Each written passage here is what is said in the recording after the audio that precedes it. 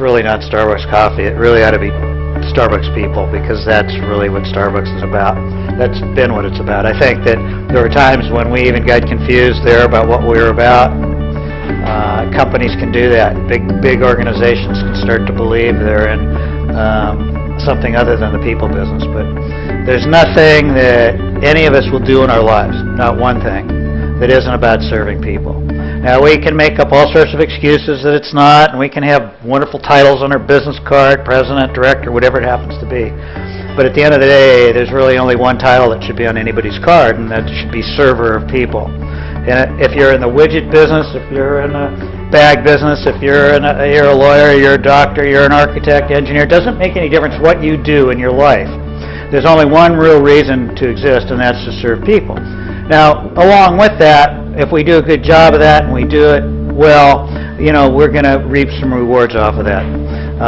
Sometimes, great career, sometimes economic success, whatever it happens to be. But the biggest success that, particularly for those of you that are young, and for those of you that are older, you know this already, that the biggest reward that we'll ever get out of life is what we contribute to other people's lives.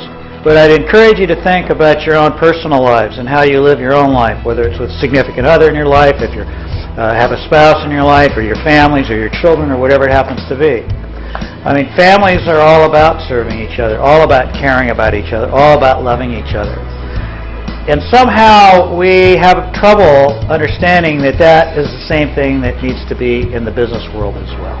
And I've never believed that you had to make money on the backs of people, that you can do it with people. You can be as rich as you want to be and do it the right way, with love in your heart and with a caring attitude and with giving people respect and dignity. These are not opposites of success. They go together. As Jim Collins likes to say, the genius of all of this is in the and, not the or. It isn't caring about people or successful business. It's caring about people and successful business. Now, as far as I can tell, at least looking at the stock price, it didn't interfere with making money.